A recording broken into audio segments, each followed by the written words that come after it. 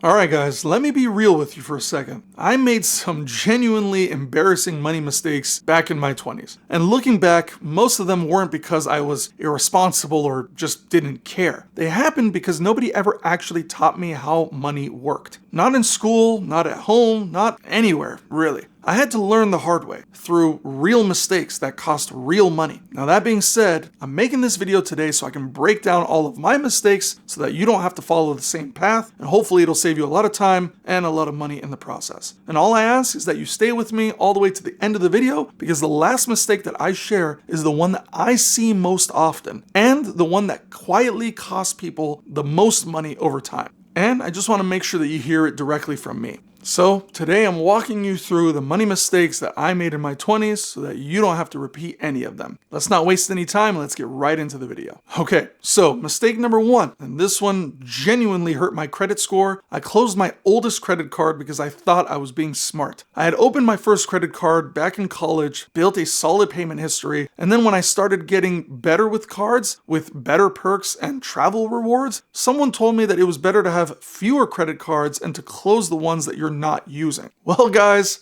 I'm really sorry that I listened to that person because that is completely wrong. What nobody told me is that closing your oldest card is a very different situation from closing a newer one. And when I had closed that old card, my credit history got cut in half almost overnight and my score dropped, I think, almost 60 points. And unfortunately, nothing else had changed. I was still paying everything on time, still had the same spending habits, but that one move wiped out years of built credit history in a single day. And so, here's what I wish I had known instead. If you have a credit card that you're not using, especially your oldest one, don't close it. Call the bank and downgrade it to a no-fee version. Put one small recurring charge on it, set it to auto pay, and forget about it. Your credit history stays intact and your score stays protected. Now, number two on my list is one that feels like saving money, but actually costs you more in the long run. And that is buying the cheapest version of everything that you have. Guys, I used to think I was being financially responsible by always going for the lowest price. But cheap things break fast. They wear out quickly. And they end up costing you more in repeated replacements than if you had just bought the quality version of it in the first place. There's a concept that explains this perfectly. A poor person buys $10 boots that fall apart in one season and then buys them again and again, while someone who can afford $50 boots wears them for a decade. The person who spent less actually spent more over time. So, with that being said, buy quality when you can and however often you can. Just patiently wait and save for it rather than repeatedly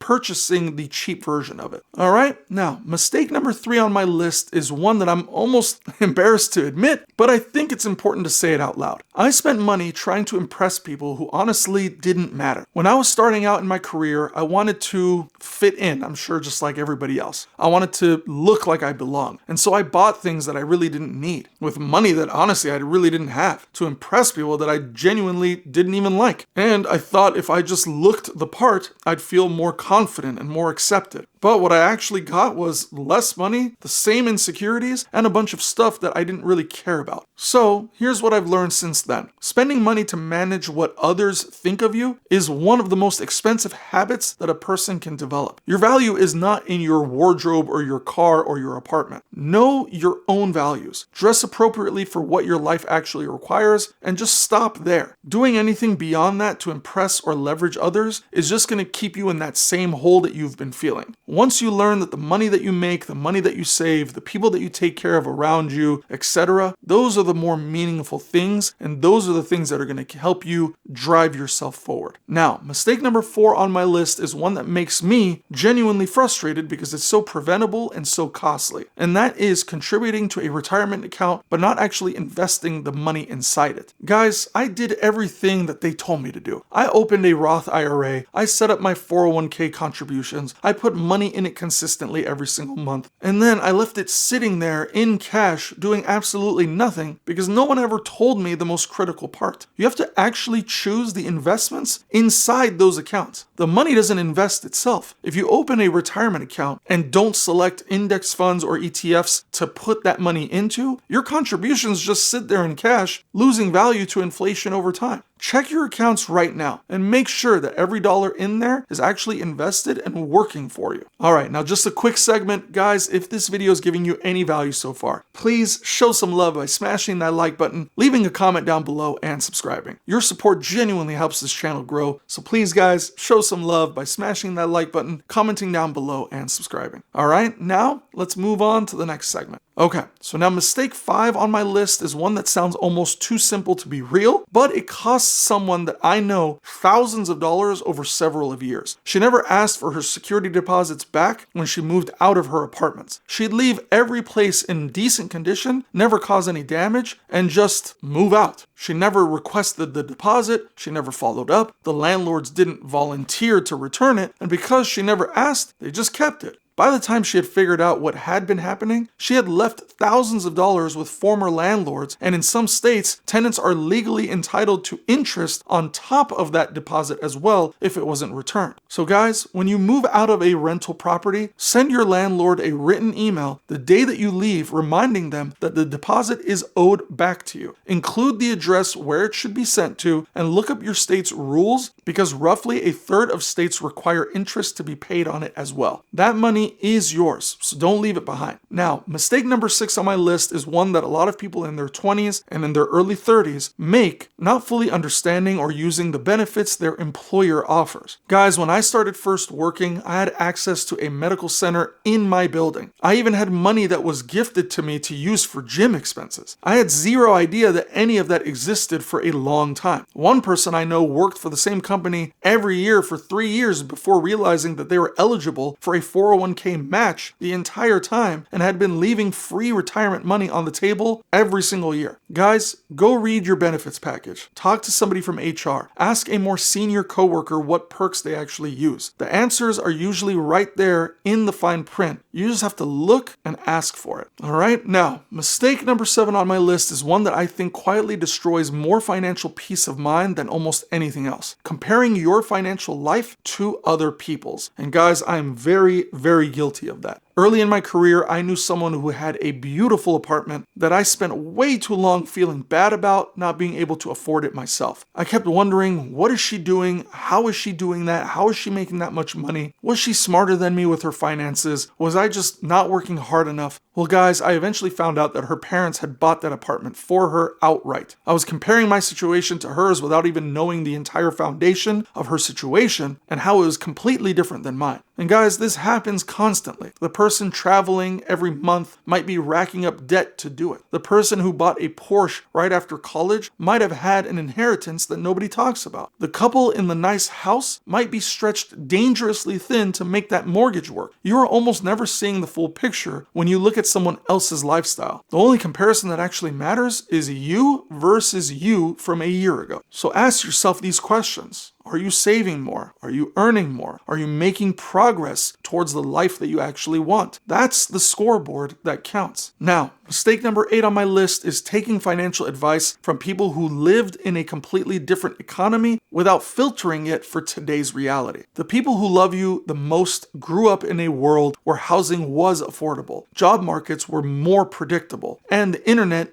didn't exist. Their advice comes from a good place, but it's often built on assumptions that simply don't apply anymore. Always be willing to learn from the people around you, but run every piece of financial advice through the filter of whether it actually applies to your specific situation right now in 2026, not back in 1990. All right, guys, and here is the last one that I told you to stay for. And in my opinion, it's the most foundational mistake of everything I've shared today. And that is that I didn't have a budget. Guys, for years, I've just floated around through each month, hoping the numbers worked out. And if I wasn't in the red at the end of the month, I told myself I was doing fine, and then I patted myself on the back. If I was in the red, I'd randomly cut something and try again next month. I had no real system, no real awareness, and no real plan. That all came to an abrupt end when I needed $8,000 to break a lease and had no idea where it was going to come from. That moment of financial panic was completely avoidable. And and it was avoidable with something as simple as a written budget. Guys, a budget is not a punishment or a restriction. It is the thing that tells you where your money is actually going, and it gives you the power to redirect it to what matters. If you're new to budgeting, start with the 50-30-20 method. 50% of your take-home pay goes towards your needs, 30% goes towards your wants, and 20% goes to your future self through saving, investing, and paying down debt. And then you can just adjust from that as your life changes. The people who are winning financially are not the ones who make the most money. They are the ones who actually know where the money goes and makes intentional decisions about it every single month. So please, guys, I tell you, start that habit now, not later. And that is my entire list in this video. I really appreciate you watching all the way through. Please drop a comment down below and tell me which of these mistakes has hit closest to home for you. Let me know if you've changed any of the mistakes that you've had on your own. And please share it with our community, because I'm sure somebody in these comments can learn from it and maybe it'll change their lives. Guys, thank you again for watching this video. And please subscribe to my channel so that you don't miss any of the new videos that I put out every other day. And I'll see you guys in the next video.